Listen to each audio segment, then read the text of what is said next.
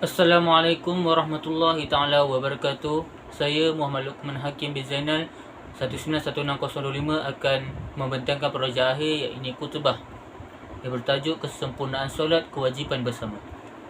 Assalamualaikum warahmatullahi taala wabarakatuh. Alhamdulillahirabbil alamin. Alhamdulillahil qail. A'udzu billahi minasyaitonir rajim.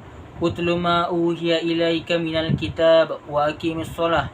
Inna salata tanha 'anil fahsya'i wal munkar wala zikrullahi akbar wallahu ya'lamu ma tasna'un. Asyhadu an la ilaha illallah wahdahu la syarikalah wa asyhadu anna sayyidana Muhammadan 'abduhu wa rasuluh. Allahumma salli wa sallim ala nabiyyina Muhammad wa ala alihi wa sahbihi wa man da'a bi da'watihi ila yaumiddin. Amma ba'd. Fa ya ibadallah ittaqullah. Usikum wa nafsi bitaqwallahi wa ta'atihi la'allakum tuflihun. Sidang jemaah yang dirahmati Allah sekalian, marilah kita meningkatkan ketakwaan kepada Allah Subhanahu wa taala dengan melaksanakan segala perintahnya dan meninggalkan segala larangannya. Mudah-mudahan kita sentiasa berada dalam rahmat dan keredaan Allah Subhanahu wa taala di dunia dan di akhirat. Pada hari ini, khatib akan membicarakan khutbah yang bertajuk kesempurnaan solat kewajipan bersama. Sebelum itu, khatib ingin mengingatkan agar kita terus melakukan kawalan diri dengan sebaiknya bagi mengelakkan terdedah kepada bahaya wabak penyakit, khususnya wabak COVID-19, kerana mencegah itu lebih baik daripada mengubati. Peliharalah solat 5 waktu dengan sempurna, terutamanya solat berjemaah di masjid, dan teruslah bermunajat memohon doa kepada Allah Subhanahu wa taala agar segala musibah yang melanda saat ini akan segera diangkat dari muka bumi ini. Bersolatlah dengan menjaga rukun, syarat serta sentiasa khusyuk, kerana inilah kunci solat yang sempurna. Firman Allah Subhanahu wa taala dalam surah Al-Mu'minun ayat 1 dan 2. A'udzubillahi minasyaitonirrajim. Qad aflahal mu'minun alladzina hum fi salatihim khashi'un. Maksudnya, sesungguhnya berjayalah orang-orang yang beriman, iaitu mereka yang khusyuk dalam solatnya. Sidang jemaah yang dirahmati Allah, solat yang ditunaikan dengan sempurna sifatnya akan dapat menghalang dan menjadi benteng ampuh bagi insan daripada melakukan perbuatan keji dan mungkar. Jika seseorang itu menunaikan solat tetapi masih tidak mampu meninggalkan perkara keji dan mungkar, maka puncanya kerana solat yang didirikan tidak sempurna. Realiti yang dapat dilihat, ramai yang menunaikan solat namun masih tetap melakukan kemungkaran seperti tidak menutup aurat, mengumpat, mencaci, menfitnah dan sebagainya. Mereka inilah yang disebut oleh Allah Subhanahu wa taala sebagai orang-orang yang lalai dan riak. Firman Allah dalam surah Al-Ma'un ayat 4 hingga 6. A'udzubillahi minasyaitonirrajim. Fawailul lil musallin alladzina hum an salatihim sahun alladzina hum yura'un. Maksudnya, maka kecelakaan besar bagi orang-orang yang bersembahyang, iaitu mereka yang lalai dari mengerjakan solat, juga bagi orang-orang yang berkeadaan riak, bangga diri dalam ibadah dan bawaannya. Sidang jemaah yang dirahmati Allah, kesempurnaan solat merupakan kewajipan bersama sesama umat Islam. Kita sebagai umat Islam perlulah mengingati sesama kita tentang kepentingan menjaga kesempurnaan solat agar solat kita diterima oleh Allah Subhanahu wa taala. Apabila kita menjaga solat dengan sempurna, jiwa kita akan menjadi tenteram dan hidup diberkati oleh Allah Subhanahu wa taala.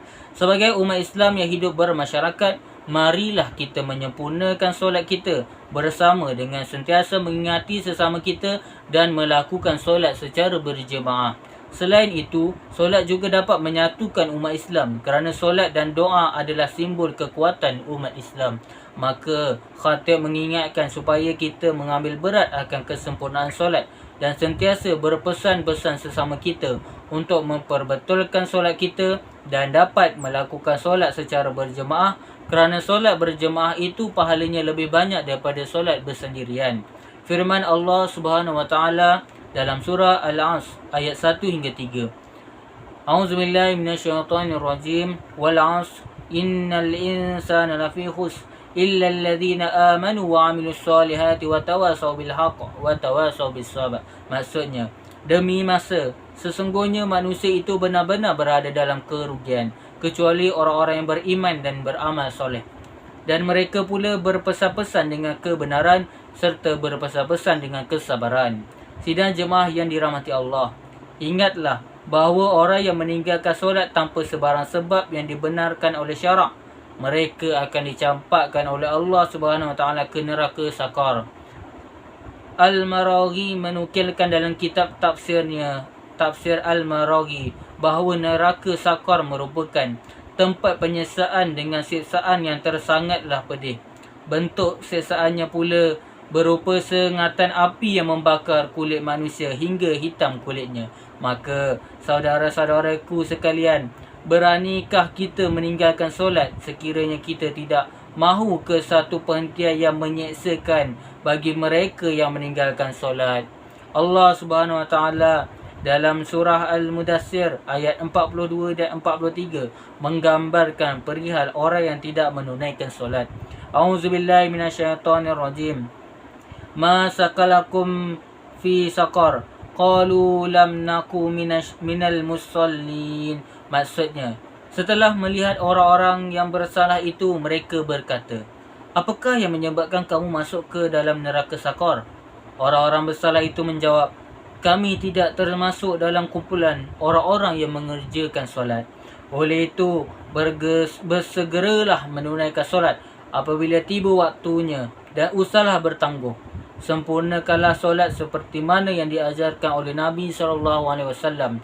Berusahalah memenuhkan masjid pada tiap-tiap waktu. Sidang jemaah yang dirahmati Allah, sebagai kesimpulan, khatib ingin menitipkan beberapa nasihat sebagai pedoman kita bersama. Pertama, solat yang sempurna membezakan orang yang beriman dengan orang yang syirik serta kufur. Kedua, tunaikan solat dengan sesempurna mungkin, kerana masih ada yang melakukan kemungkaran walaupun mereka bersolat. Sedangkan solat mampu mencegah perbuatan keji dan mungkar. Ketiga dan akhir sekali, bersolatlah. Nescaya kehidupan kita pastinya bahagia, tenang, berkah umur dan rezeki, serta dijauhkan daripada neraka sakar yang amat pedih siksaannya. Barakallahu fi walakum fil Qur'anil azim, wa nafa'ani wa iyyakum bima fihi minal ayati wa zikril hakim, wa taqabbala minni wa minkum tilawatahu innahu huwas samiul alim. Aqulu qawli hadza wa astaghfirullahal azim wa li wa lakum fastaghfiruh innahu huwal ghafurur rahim. Assalamualaikum warahmatullahi taala wabarakatuh.